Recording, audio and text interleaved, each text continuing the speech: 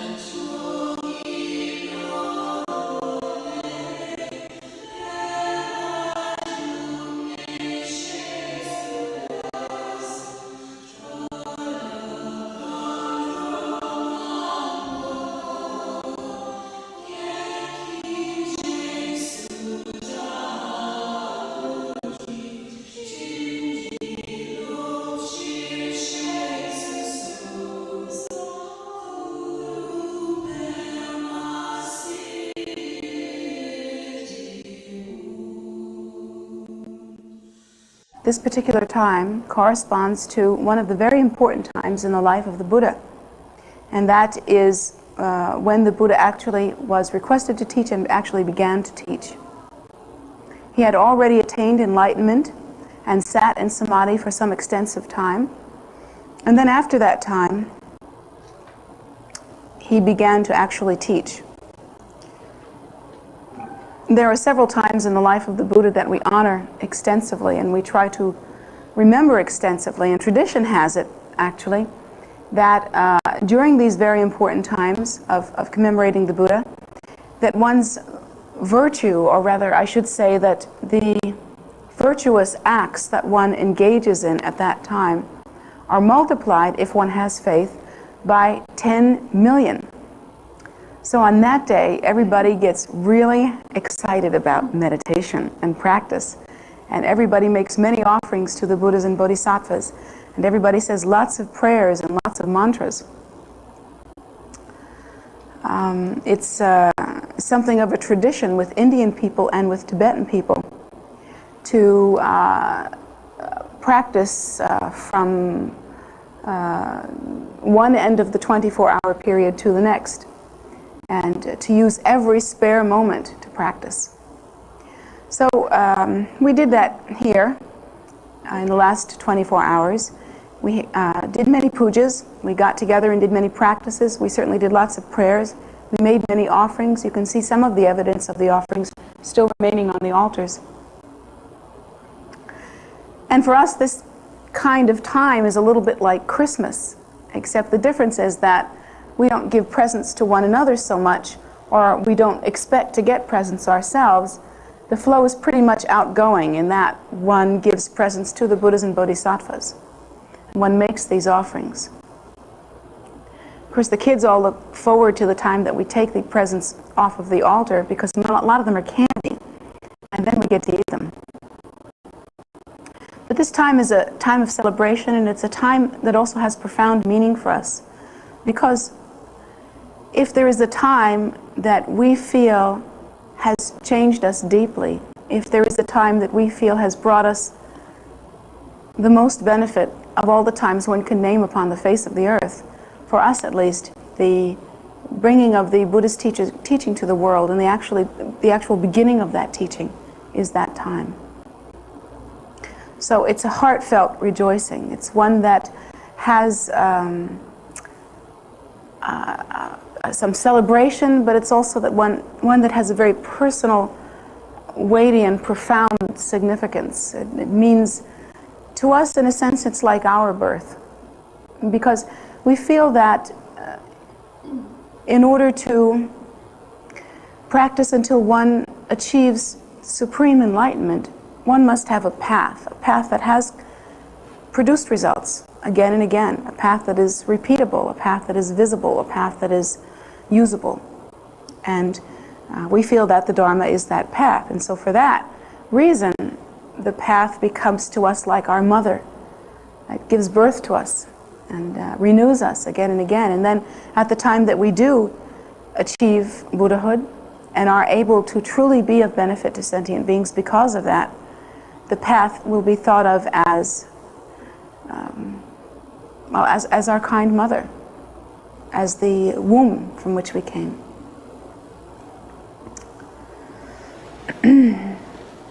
So we think about that a great deal, and having thought about that,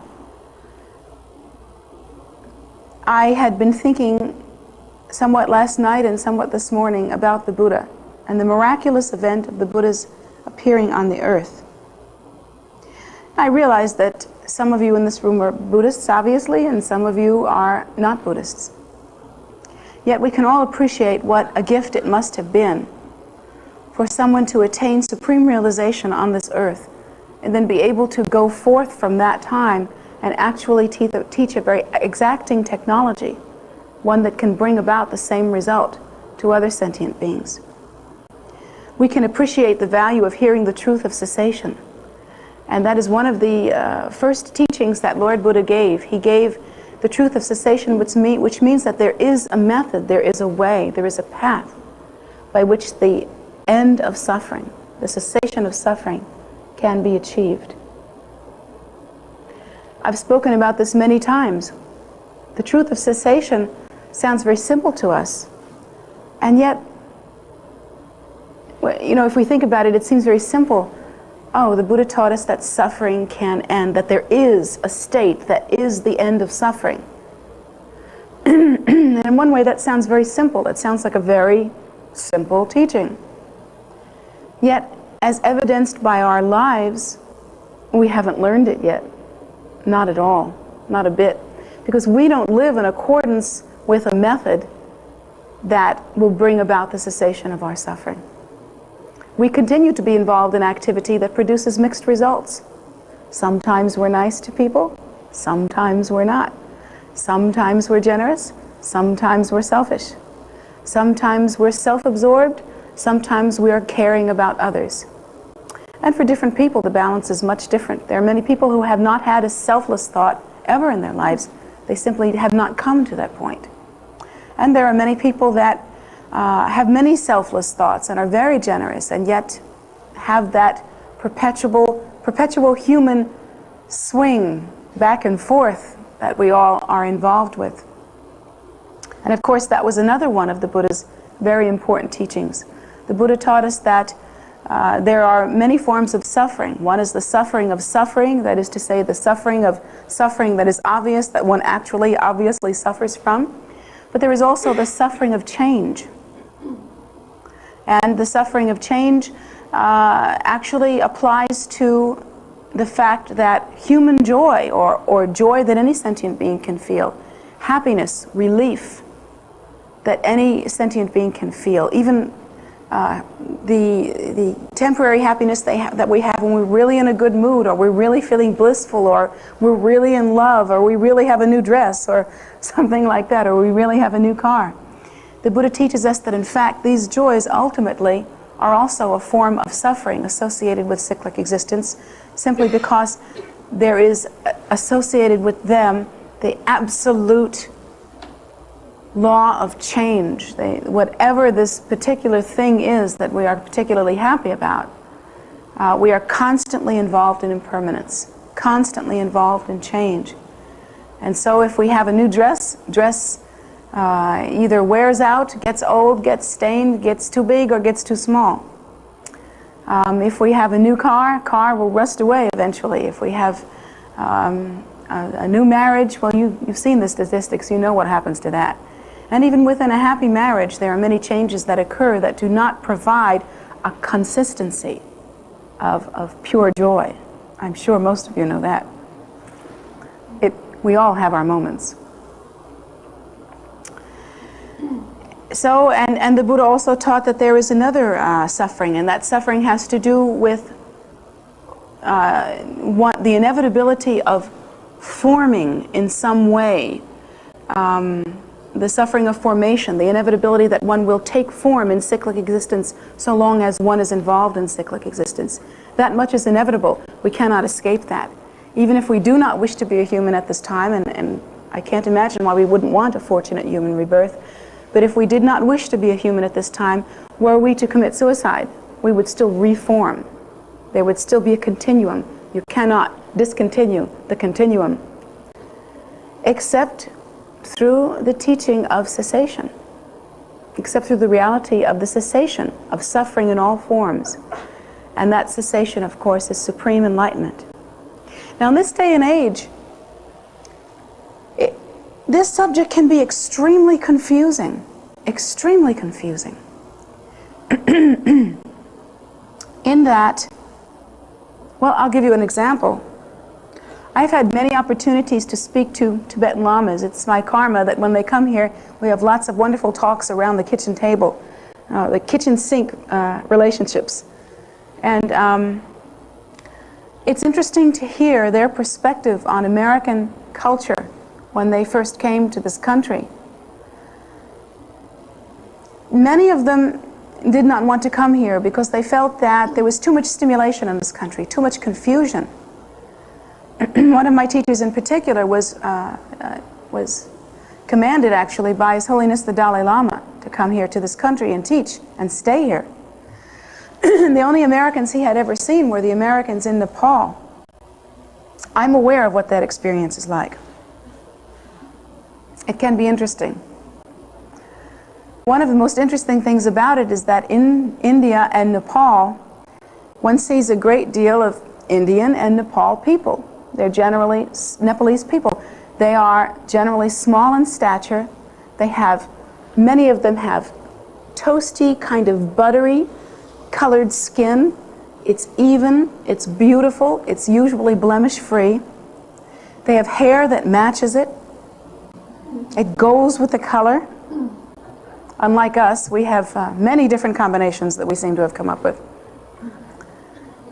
And they generally are spare. You know, they don't have a lot of edema.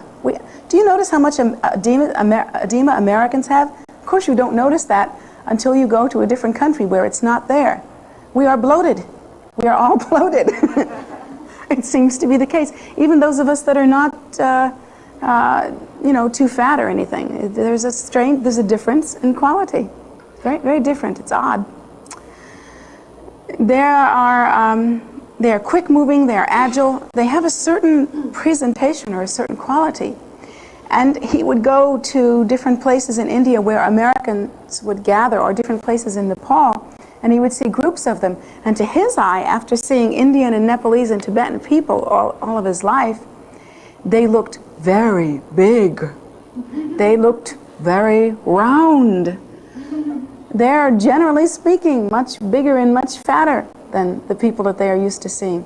They look like they were blown up. He really had the expression, he had the feeling that they had drunk too much water or something, and it just hadn't come out yet. He said they have hair all over their bodies. Amazing, thick, bristly hair in places that you cannot believe. And he said that many of them, they have red on their skin. They have little red on their nose. They have the red blotches all over their body. The ones that are fair have red hair and places on them that match it. It's just, to them, it's completely obvious, completely ridiculous. And he thought that these people must be like, kind of like deformed or something. Just awful. They look terrible to him. And you know, I thought, when I first heard that story, I thought that was a very weird story, and it was very hard for me to listen to, being American myself, and a little bloated.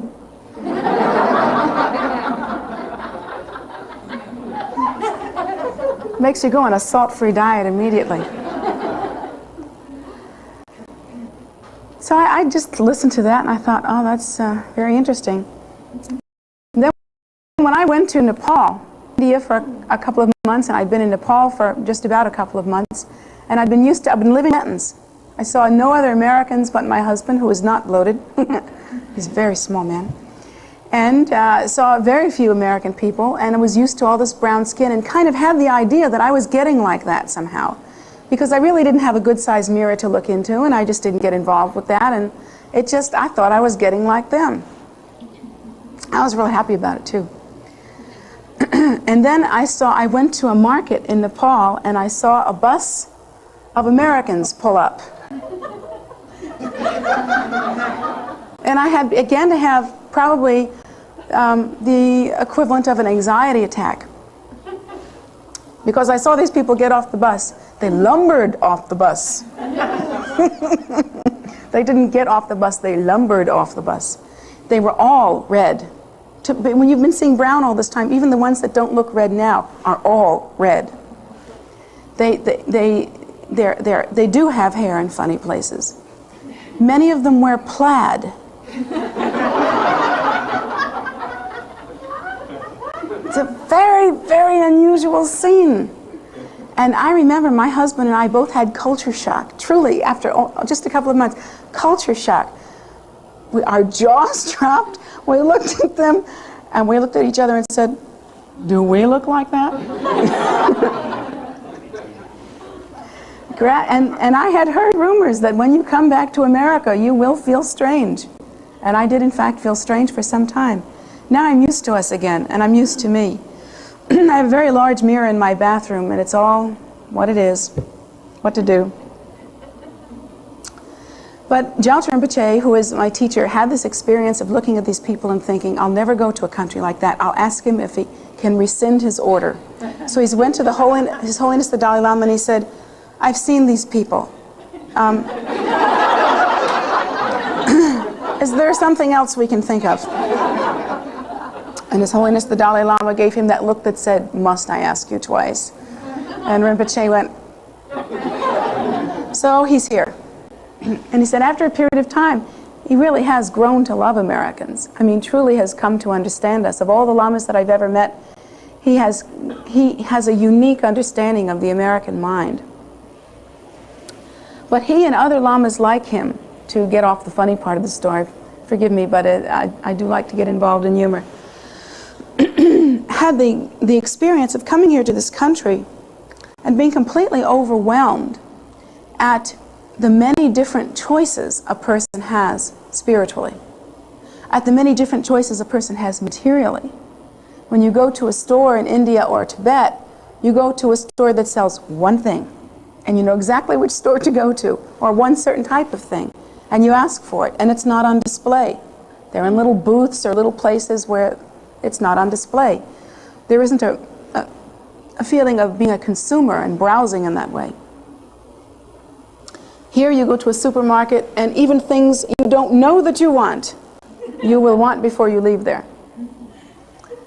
And he was overwhelmed at that experience, but mostly he was overwhelmed at the diversity of life experiences that Americans have, the diversity of jobs, the diversity of spiritual views, the diversity of attitudes, and that even moral attitudes, attitudes about virtue. Certainly the diversity of opportunity in terms of selecting one's spiritual ideas. Most of the lamas, in fact, all of the lamas I've ever talked to, feel that that is a tremendous drawback, actually, because it is possible to live in this culture and know just a little bit about a lot of different things. And one of the things that I think is problematic with the New Age movement is that it is very common for participants in the New Age movement to know a little bit about a lot of different things, or to incorporate things that they know, a lot of things that they know just a little bit about, and construct a path of their very own. And it becomes a little confusing. For instance, when we think about, as Buddhists, when we think about enlightenment, we think about the state that the Buddha attained. We think even that there are many bodhisattvas, even bodhisattvas that are just the tiniest niche less awakened than the Buddha himself. They're what we call 10th level bodhisattvas. They've got samadhi, they've got meditation, they've got a high degree of omniscience, they've got all kinds of wonderful awareness and are truly miraculous powers. They can demonstrate, they can reincarnate where and when they want to, they can give miraculous displays, they can bring others to enlightenment or to their level of realization, and yet it isn't quite a Buddha. There are 9th level bodhisattvas, there are 8th level bodhisattvas, there are 7th level bodhisattvas, all the way to 1st level bodhisattvas. Beneath that, there are arhats, there are hearers, there are listeners, there are meditators who have attained some realization. There are scholars, there are many different kinds of people with many different kinds of knowing and many different kinds of wisdom. But the enlightenment that the Buddha experiences is a thing apart, is considered to be truly separate from these other kinds of experiences. You can't say that it's superior so much as you have to say it's different in the way that a million suns would be different from a candle. Superior doesn't exactly work in that case. It is so completely different. Yet, in the community that is alive and thriving now, in the New Age community, many people misunderstand that term enlightenment completely. They will say that they feel that they have attained enlightenment through psychotherapy. You cannot attain enlightenment such as the Buddha has through psychotherapy. The meanings of these two things are completely different. They feel that they have attained enlightenment through health food and back rubs. They think that they have attained enlightenment because they think that enlightenment, I knew of one man that felt that enlightenment, God consciousness, and he was aware that there was a God. Now, to understand Buddhist philosophy is so completely different from that. In fact, Buddhism is a non-theistic philosophy. One realizes the primordial wisdom state. One does not realize the creation of an external deity. So it's completely different, you see. And then many people, will say I've been involved in spirituality for a great many years, and I have attained a great deal of enlightenment. So the word is really thrown around, not so differently from the way the word love is thrown around nowadays. You know, everybody loves everybody and nobody's really willing to lay it on the line. It's kind of like that.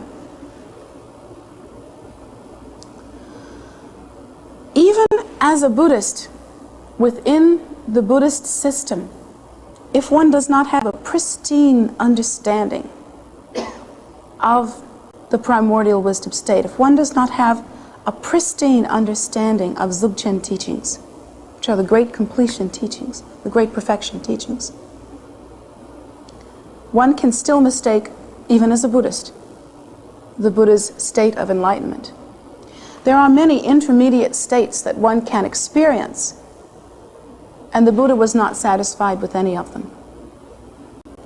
A term that is popular nowadays, and that even some Buddhist scholars and even Buddhist practitioners think is the same as enlightenment, is something akin to cosmic consciousness, where one experiences one's oneness with the universe, experiences that one is one with the universe, and that there is one reality in that state. And we think that that is enlightenment. But actually, according to the teaching, the Buddha experienced that experience. He actually went to a yogi who taught him that very experience and taught him how to meditate one-pointedly until he attained cosmic consciousness. And he came back from that experience, and things were the same. There was still old age, sickness, and death. He had not attained the state beyond suffering. And this was Lord Buddha, before he actually attained Buddha in this lifetime, when he was just maybe a hair away from it. You see? And he went back to his teacher and said, basically, is that all you can offer me? And the teacher said, yes, as far as I'm concerned, that's all there is. So later, many years later, they made a song about that. Is that all there is? Anyway. So the Buddha was very disheartened with that, and he went to several yogis that taught him one-pointed concentration, that taught him a certain kind of samadhi in which one's mind becomes blissful through a very relaxed kind of concentration. He was taught a particular kind of mental concentration that brought a kind of peacefulness or peaceful abiding, a calmness and a centeredness and a harmoniousness. There are many different practices that he engaged in that he was taught under the tutelage of yogis at the time in India. And he came back from each one knowing instinctively that that was not the state synonymous with the cessation of suffering, that there was more. Came back from each one knowing that. So he accomplished all of these different levels, and then he went and by himself, and he thought what to do, and he thought, well, perhaps I will practice austerities. He couldn't think what else to do, and so he practiced austerities for I think 6 years. That sounds right to me, 6 years, and practiced them very severely to the point where there was no meat left on him. He was really skin and bones and had rags on him, just tatters, just barely covering him for the sake of modesty, and would fast tremendously, and went through that experience, and after that experience took account of it and discovered for himself that he had not passed beyond suffering, that this was not it. There was no one else that he could go to. At that time, there was no one in all of India and everywhere that he traveled that could teach him the cessation of suffering, that state that is the cessation of suffering. There was no method by which one could attain the state of the cessation of suffering. Again, I have to reiterate, there are many methods, and there were many methods by which one could attain different levels of meditational prowess. Even certain kinds of meditational ability in which one could display miraculous signs. These yogis could display miraculous signs. I mean, signs that are quite remarkable to look at, such as levitation, such as changing one's body, such as moving phenomena around in a way that is inexplicable. And so he practiced in that way, practiced all of those things, and found that it wasn't enough. He practiced austerities and found that that was not enough, and there was nothing left. There was no one left that he could go to. So he decided that he would go and sit under a tree, and he would sit under that tree until he attained enlightenment.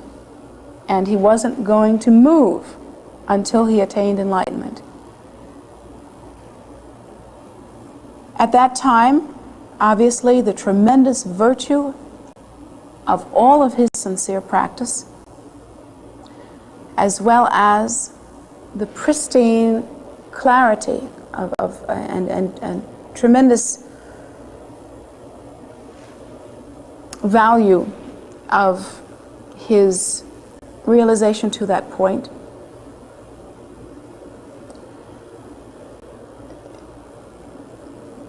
provided a way for him to sit underneath that tree at time, due to the sincerity of his practice, due to his courage, due to the many different attributes that he had developed. He then achieved supreme enlightenment. Now, we here in America have difficulty coping with this. We haven't really even seen too many miraculous abilities. Really, we have seen so little of that kind of thing that if we saw one of those yogis that taught the Buddha walk in here and maybe raise the dead. Any of you dead? Well, let's change that. Okay, heal the sick. I don't know. Turn silk flowers into real flowers. Make gold dust appear from the air. Turn our skin brown.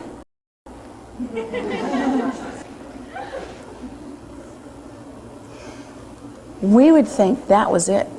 And we would follow that teacher because we have no discrimination. We have no way to know, you see.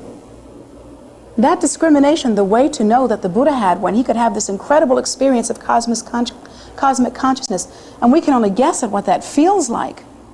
We can only guess at what that feels like. And yet his discrimination was such that he could walk away from that, away from the bliss, and it's supposed to be intense bliss, of cosmic consciousness, and say, that ain't it. There's more. He could walk away from that experience and later teach that that very experience actually causes rebirth in the God realm. And in the God realm, one still remains in cyclic existence. It is one of the realms of cyclic existence. And one continues to achieve rebirth in cyclic existence. He walked away from that. I can't imagine doing that. Can you? Can you imagine having this intense bliss, the kind of thing that really knocks your socks off, and you walk away from it and say, that's not enough? Most of us would say, I'm happy. This is all right with me. I'll just sit here. You do what you have to do. But he walked away from it. That kind of discrimination we really don't have. And how does one have that discrimination? Well, of course, one has that discrimination the way Lord Buddha developed that discrimination, through intense practice, really, through intensely virtuous activity, through continuing courageously without stopping, without ever stopping, and living only to accomplish enlightenment, and working that way. And really, none of us have come to that point. In this day and age, it is the rare human being who is able to practice with that kind of fervor and intensity. So we are taught then, in lieu of that, then we should rely on the information that we have from, the path that we receive from, and the example that we learn from one who has developed that discrimination. So we learn to rely on the Buddha until we come to the point where our discrimination has increased or has developed in such a way that we too can walk away from cosmic consciousness. We're still having trouble walking away from psychological insight. Yeah, it's true. We're happy with that. When we have a good day, we think it's great. We still have trouble walking away from a good meditation. The Buddha teaches us not to be into self-cherishing. The Buddha teaches us not to be into grasping. And the moment we have a good meditation with any kind of thing that's even close to any kind of blissfulness, or any kind of highness, or any kind of not badness, we cling to this meditation like it's a lifeboat, and we hold on to it because it's mine, and I have it, and I did it. Once I had a good one. And we cling to that, even though the Buddha tells us clearly that that self-cherishing will only increase our desire, increase our affliction with samsara. It'll only increase our ego. So we take great pride in ourselves, and we do exactly what the Buddha taught us not to do. How like us. We have trouble walking away from leaders who teach us that the point is simply to have ordinary human happiness. We have trouble walking away from experiences that give us temporary gratification. We have trouble even truly 100% choosing a spiritual life. We keep going back into the kinds of temporary gratification that are always impermanent and never last, and have not, after aeons of revolution in cyclic existence, till this moment, and I'm talking aeons, long time, have not ever, so far, ever made us lastingly happy. And even when the track record is absolutely zero, we still do not have the discrimination to walk away. How is that possible? That we have this unbelievable lack of discrimination, and yet the Buddha himself was able to walk away from states of bliss that are as yet unimaginable to us. We Americans do have a particularly difficult problem. We're too smart. My root guru, His Holiness Pemenobo Rinpoche, who was the head of this lineage, was once with me. We were driving in a car, and we told him about something that we saw on a television show. It was, I think it was A Current Affair, that show that comes on in the evenings. And on that show, there was once a segment about people that live in the Appalachian Mountains, and they're snake dancers. They're Christians, and they're snake dancers. They hold poisonous snakes, and in their rapture, in their Christian rapture, and believing in God and having absolute faith in God, based on Bible scripture that says, I think you'll walk with snakes and the snakes won't bite you if you believe, and something like that. I really am not the one to quote Christian Bible scriptures. But anyway, and then you can drink poison and it won't hurt you, that kind of thing. So they dance around with these snakes, and they do this, sort of hillbilly clogging thing, and they sweat and get all rapturous, and they look like they are having a better time than you are right now here in this Buddhist temple. And they don't get bitten too often. And they don't get bitten too often, but when they get bitten, they feel that they will not die or be harmed. And there are some that have been bitten, and in fact they have not died. They have gotten sick perhaps, but they have not died. And there are others that drink liquid strychnine. I mean, you really saw it, and they really tested what they were drinking. They drink strychnine, and they sweat and look gray for a while, but they don't die. You and I would probably die. But because of their faith, they are able to do these things, and it's quite miraculous. I think that they only had one death in so many years, and it was a younger person probably who had not really had the ability to be integrated into this experience. And I asked His Holiness about that. I said, well, these people aren't Buddhist. What do you say about that? This is, I think, miraculous. I think it's pretty amazing. And he said, basically, there are three kinds of positions that spiritual people can be in. They can be, and these people were not educated at all. They really, you could tell from their language, and they admitted to not being educated at all. But they knew their bywords and frontwards, accepted it completely verbatim on faith. And so my teacher said, basically, there are three kinds of different experience that one can have. One can be completely ignorant, completely unknowing of philosophy, and take the teaching and develop a fervor or a fire of faith. And you can also do that with Buddhist teaching. It isn't unique. It isn't a uniquely Christian experience. There are many Buddhists who have had the same kind of experience. They take a particular teaching, they're uneducated, they can't even read, but they hear the teaching and they think, oh, the Lama has told me this teaching, or the minister has told me this teaching, or I've read it in the Bible, must be true. And they hold to that, and it's with a fire, it's a tremendous fire of faith. And these people can actually attain a high degree of realization in that way. Perhaps not what the Buddha calls supreme enlightenment, and certainly not that, but a high degree of ability, a high degree of spiritual realization that way. And he said, then there are others, actually, who can be on the other side of the spectrum, who are extremely well educated, who cultivate their understanding from almost the time of birth, as you find in the monasteries. They study philosophy from the time they're 5 or 6 years old. They learn the Buddhist teaching backwards and frontwards. And there are many Christian mystics also who are extremely educated and extremely aware of all the intellectual facets of Christianity. And if they are practicing a path that is a true path and that is logical and reasonable and actually works and is bulletproof, kind of, then, or what do you call them? Without fault, then they develop an intense faith through their intellectual awareness.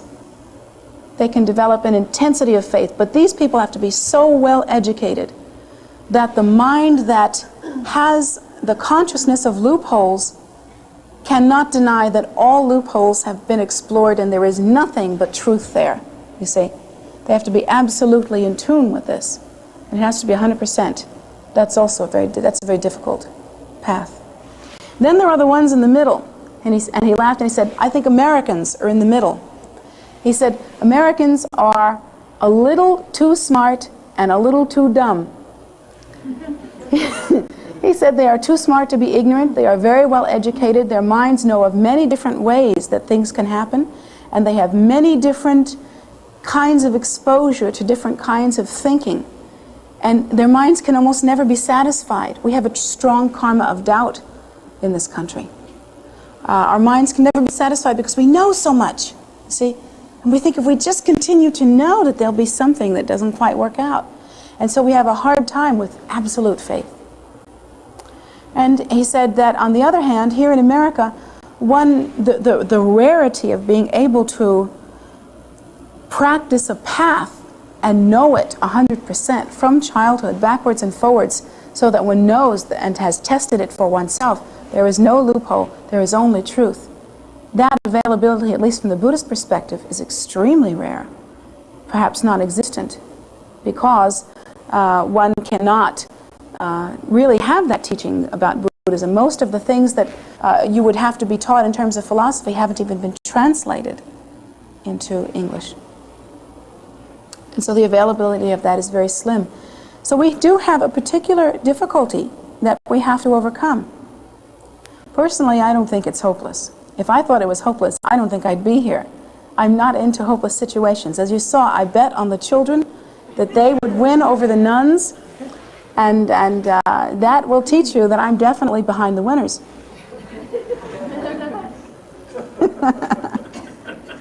They're going to throw eggs at me, you watch. You have to edit this part out.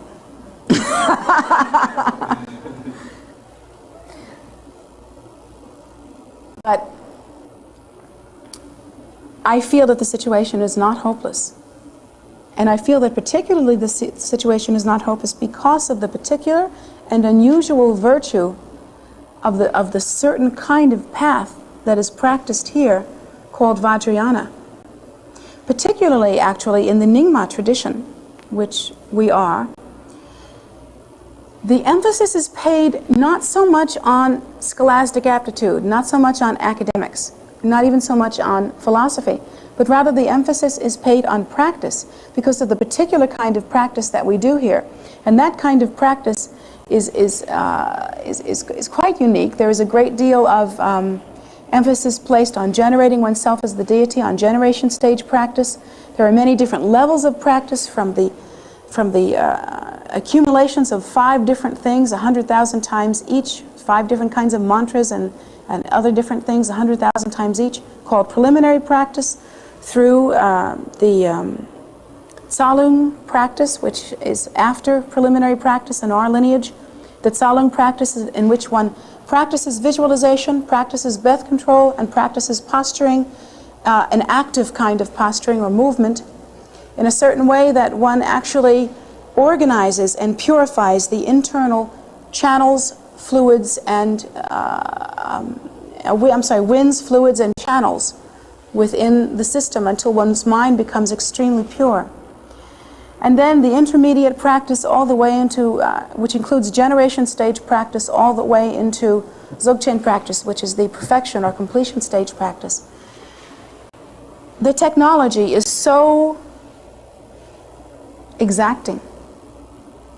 The practice is so laid out in an exacting way, so meaty, that one can actually, and it is a technology, you see, it is in the same way that you can talk about repairing your car, but one must develop the technology for mechanics. You know, one has to know how to do that. The actual mechanics are there, the actual technology for bringing about that which is consistent with enlightenment is there. And so I feel that Vajrayana, and it has been predicted by others much greater than me, including Guru Rinpoche himself, that Vajrayana would serve in this time, in this day, when the Dharma is spread out. It would serve in this time, in this day, during the time that is called Kali Yuga. This is the age of Kali Yuga, the age of disintegration. And that Vajrayana is particular and uniquely able to be of benefit at that time. I guess the question that we have now is not whether or not we can practice. You're here, you can practice. But do we have the discrimination to leave aside the things that are temporary gratification, that are selfish absorption, to leave aside the things that do not bring about happiness? Do we have the discrimination to be able to distinguish between a very ordinary accomplishment and a supreme accomplishment? And more than that, do we have the ability to distinguish, as the Buddha did, between the many different meditational states and the intensity of their feeling, between that and supreme enlightenment?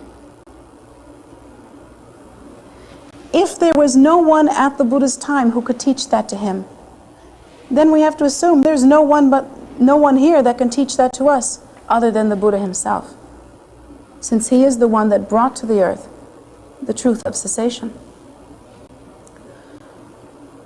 I've never liked it when someone stands up and says, this is the only way. I will not say that this is the only way. I have not enough knowledge to say this is the only way, because I have not tried all the other ways and found that they have failed me.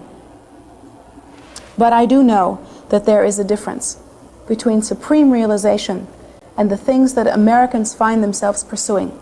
Not only Americans, this is not unique to this country, the things that ordinary sentient beings find themselves pursuing. There is a difference. I know that much.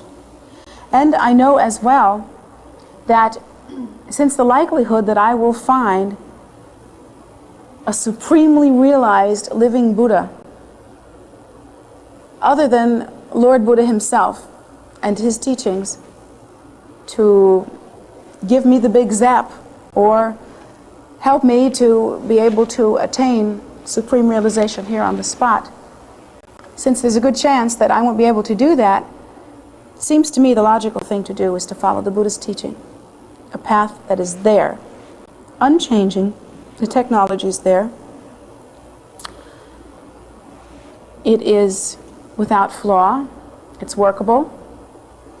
It's available. And it comes from the mind of a Buddha who attained Buddhahood through that method. So that seems to be reasonable and logical to do. I can only say of this teaching that it is a way. That's all. A way. That's all I'll say about it. I will not say it is the way. I will say it is a way. As far as I'm concerned, and this is what made me really decide, two things, first of all. Two things made me decide that the Buddha's teaching was absolutely for me. That it is a way, and that I know I must cross this ocean of cyclic existence, because there must be a cessation to suffering. And I wish to attain it for myself, but also and especially for all sentient beings, because I think they have suffered enough.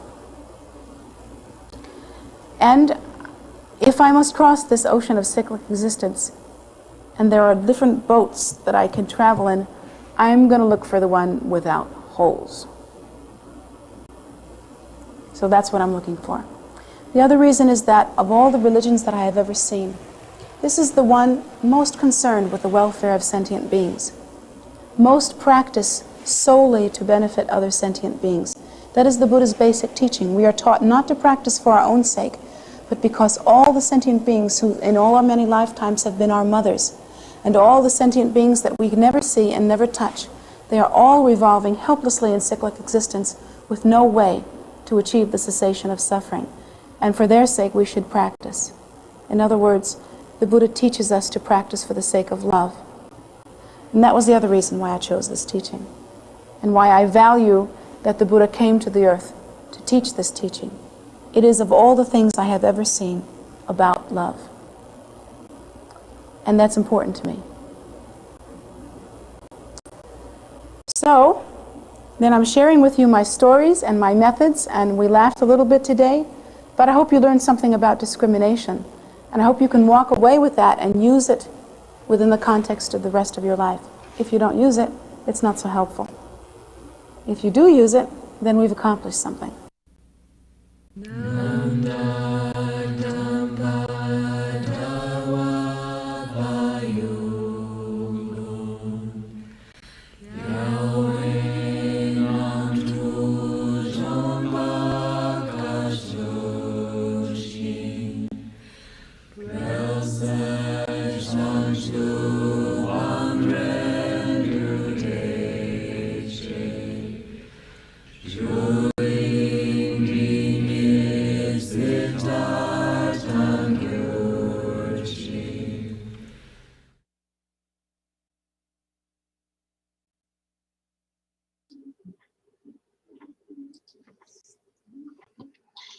Thank you so very much for being here with us today.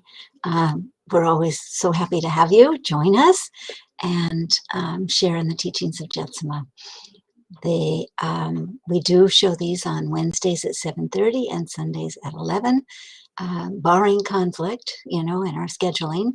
But you can always go to tara.org and go to the calendar on there, which is under Meditate, Pray, Study, and it's the first thing that comes up, webcasts and calendar.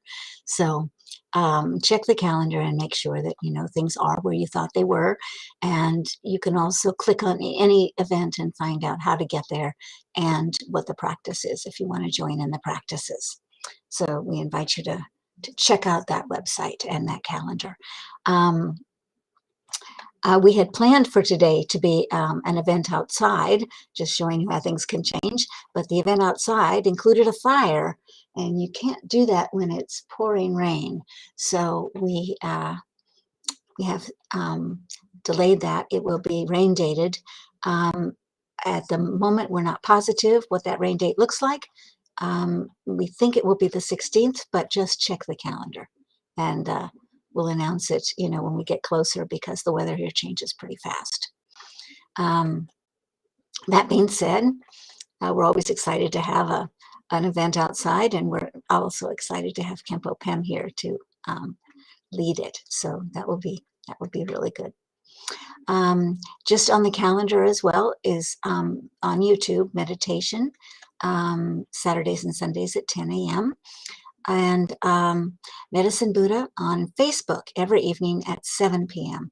A very short practice in English that you can bring friends, and you can just bring prayers and anyone that you feel that needs those prayers. And it's a great place to share that and to know that you're supported, and you are, and that you're supporting others. So both happen. We have a soak offering every day, Monday through Friday at 5:30, Saturdays at noon, and Sundays at 2. That means today it will be at 2 o'clock. Hope you can join us. It's the food offering ceremony creates a tremendous amount of merit, and while it's chanted in Tibetan, you can download that practice online on that same calendar, and be able to join with us in that. All of that being said, if you've enjoyed these teachings by Jetsunma and you want to strengthen your connection with her, or for any other reason you'd like to make an offering to her, you can do that at her PayPal account, which is jetsunmagift@gmail.com, and that's in the chat. So you can get it, you can copy it from there, jetsunmagift@gmail.com. If you can't find that, I'm pretty sure you can find that on tara.org, as you can many other things. And if you're interested in keeping up to date with us, you can join our mailing list. And we don't dive bomb you like they're doing with politics. We just send out a list of things that are happening. So we hope that you enjoy, and you enjoy keeping up with us. We certainly enjoy having you with us. So that being said, we will talk to you later and see you later. And we hope you're safe, and that you're You can come visit us. Outside is open, dawn to dusk. It's a little rainy today, but dawn to dusk every day in the walking trails, meditation gardens, stupas, statues, places of refuge, animals, lots of love from fur and feathers and things. So many ways to give and receive love and to deepen in your practice. You're always welcome here. As soon as the inside is open, that will always be open as well. But right now, just the outside, and we hope you enjoy it. Have a great week or a few days. We see you next time on Wednesday. Take care.